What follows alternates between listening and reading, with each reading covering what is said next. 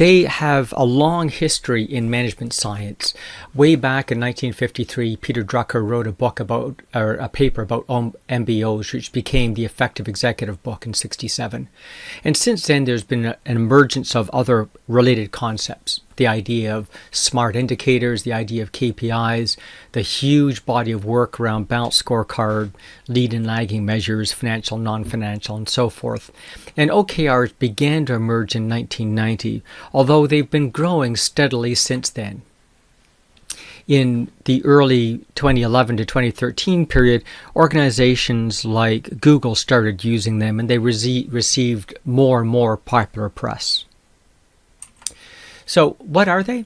Well, we all know our strategy gets cascaded down from mission, vision, down to strategic goals, down to objectives, down to tasks and tactics. And that drill down looks a bit like this. We start off with our mission and vision, and from that we should be able to create annual goals. And those goals themselves get cascaded down to quarterly objectives, and those in turn get cascaded down to key result areas, and then finally the activities we do, the processes and projects inside the organization. So the mission vision, that's sort of a long-term view, 25 years out. Annual is focused on this year's goals, but those strategic goals probably last up to 5 years, but their priority shifts over time.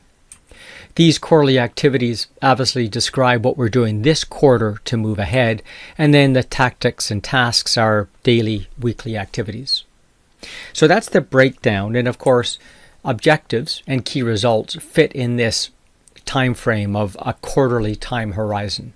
So it's important to note these are concepts that we've all been using in our organizations. We're just getting better definition and guidelines about how to use them. Why? Well, it turns out that very few employees understand the company's overall strategy. And of course, they don't understand the strategy. They can't work towards it. Then it doesn't get cascaded down or communicated by our manager very clearly. And therefore, we're not engaged. We don't understand what our purpose is at work or how do we achieve mastery. And therefore, there's a low satisfaction level in the organization. And that, of course, is a productivity and performance drain on the company. So objectives and key results come in as a way to give us clear, time-bound, actionable things we can work on, supported by measurable goals and KRIs.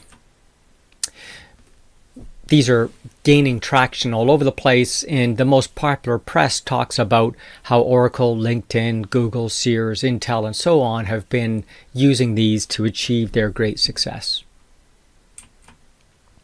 There are a number of best practices out there.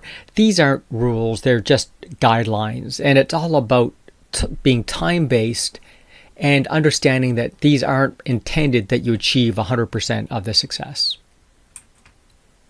Examples of good OKRs, let's talk about increasing our revenue as an objective, and then the key results are specific numerical goals that we should be able to move towards, or creating employee engagement, something that we normally think is not quantifiable, but maybe we do employee surveys to get hard numbers. We have specific activities we can make sure are occurring, and we've got specific milestones. Or implementing a user testing process, again, broken down to what can we do this quarter. So, what are the benefits of an OKR system? Well, first off, they discipline our thinking about our strategic objectives, our priorities, and how they cascade down to what we need to get done this quarter and this week towards success. And therefore, it allows us to communicate accurately about what is important to the organization so that we can all relate to it. And it begins to establish a measurement culture that allows us to describe how we're doing in ways that we can talk to each other about, and therefore focuses our effort so that we're all pulling in the same direction. And then finally, it underpins an employee engagement process, which is critical to getting strategy executed. Now, again, these aren't rules, but guidelines. First, we need to set these goals annually and quarterly. Why? Well, Quarter and yearly timeframes are things in which we can actually see something getting achieved. And more importantly, these are also the timeframes used by boards and external stakeholders to evaluate your organization. Now, OKRs can fail for the same reason as any other system, but in addition, they crumble under their own weight. We add too many in. So any team or organization should have no more than 5 objectives, and each one should have 4 or fewer key result areas per quarter. Now, we need to make these objectives challenging because research and experience proves if we make them challenging, people work harder towards achieving them. And then finally, we need to make sure that the key result is defined. It may be quantitative, but it needs to be defined so that we can all see and agree on that particular performance. So if we go back to that time horizon of executing our mission and vision down to tasks and tactics, what it means is we end up with an annual process that looks like this.